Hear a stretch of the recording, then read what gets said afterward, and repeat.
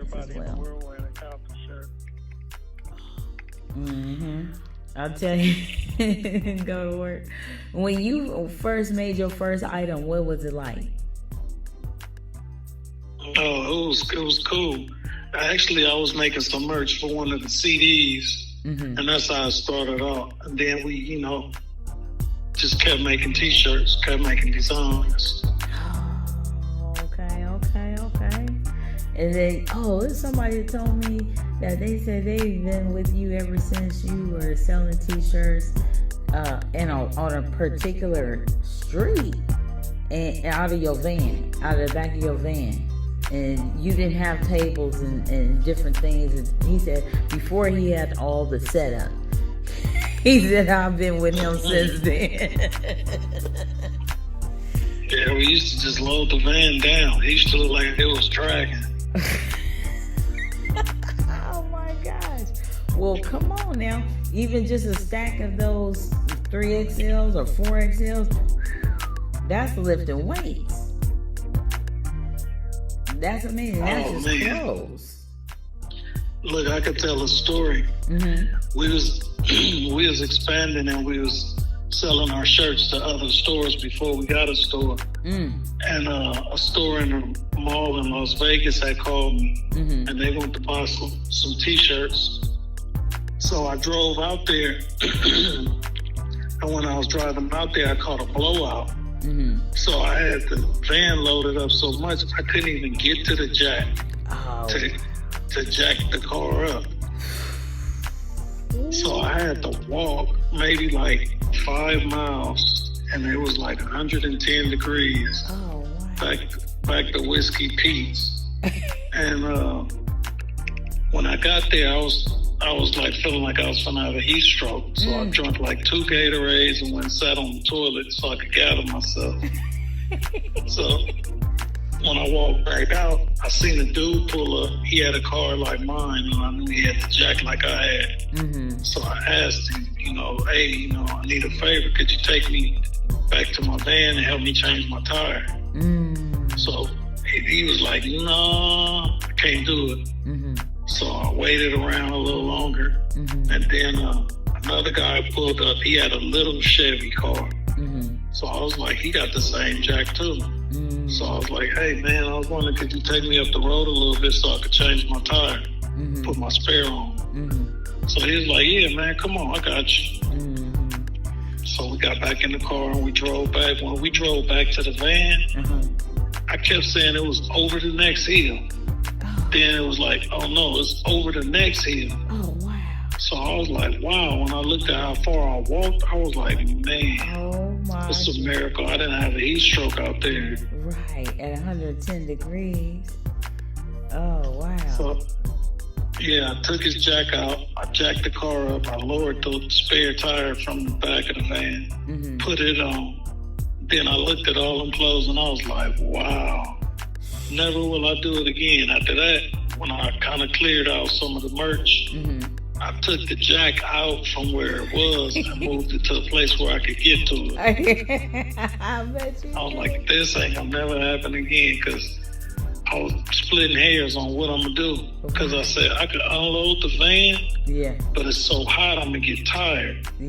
Or I could start walking back to the gas station and see if I could catch somebody that got a jack. Right. But you didn't even realize how far you had driven. Yeah. Man, how far I had passed that rest area. Yeah. Or the last service area. Oh, wow. Then what's crazy, it was right by our prison too. No. So I'm like, I can't throw my hands up and ask for no ride, because people gonna think he probably just got out of prison. So I just went ahead and walked all the way. Oh my goodness. I know exactly whereabouts you talking. Lord Jesus. That's doing the most. So that was way back in the day, huh?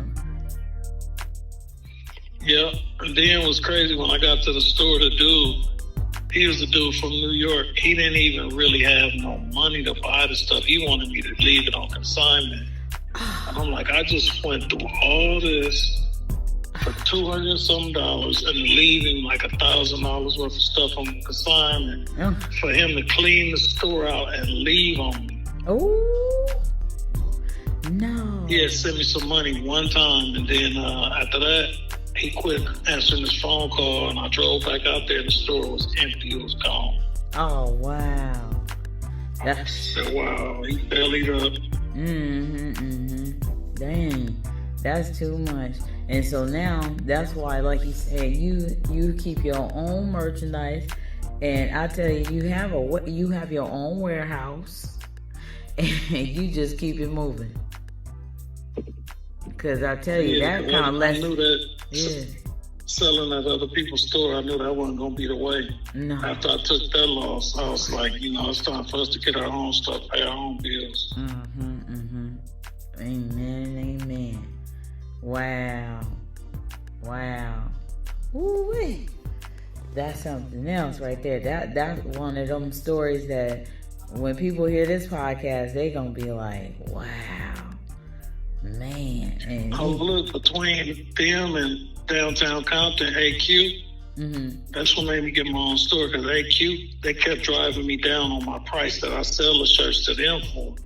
Once it started taking off, they'd call me, and then I drop off shirts, and then they'd pay me when they sell.